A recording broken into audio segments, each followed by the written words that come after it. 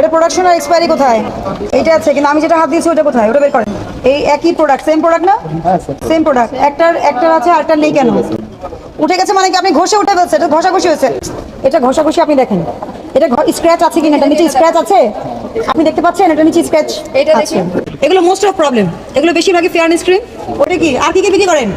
ওই প্যাকেটটা দেখি, এই যে দেখেন, সেল করে না, কি করে? গিফট দেয়।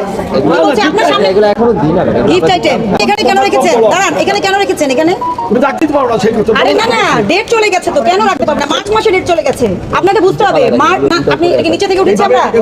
এই যে দেখেন, আমি বলি এটা মার্চের ডেট শেষ, এটা জুনের ডেট শেষ। এটা উপহার বলে যে ডেট দেখতে জানে না তাকে দিয়ে দিবে। এটা দেওয়ার পরে কি হবে? স্কিনের হ্যাঁ, আপনার প্রতিষ্ঠান বন্ধ, আপনার এই জরিমানায় কাজ হবে না।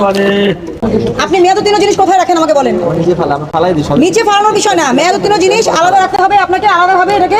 এই আপনি এটা কি নিচ থেকে উঠেছি আমরা? মেয়াদোত্তীর্ণ জিনিসের জন্য আপনি বুঝতে হবে, আপনি নিয়ম ভেঙে একটা প্রোডাক্ট বিক্রি করছেন আর মেয়াদোত্তীর্ণ বিক্রি করছেন আর নকল বিক্রি করছেন, দুইটা বিস্তর ব্যবধান। আপনারা এগুলো নিয়ে ইনভেস্টিগেট করবেন, ঠিক আছে? আমি সতর্ক করছি, 50,000 টাকা জরিমানা করা যায়, 1 বছর জেল দেওয়া যাবে, উভয় দণ্ড দেওয়া যায়, ঠিক আছে? সতর্ক করে 20,000 টাকা জরিমানা করলাম। আমি কোনো কথা শুনতে চাই না, আপনার কাছে 5 মিনিট টাইম আছে জরিমানা পরিশোধ করার, তাহলে আপনার প্রতিষ্ঠান সাময়িক বন্ধ করে দেওয়া হবে।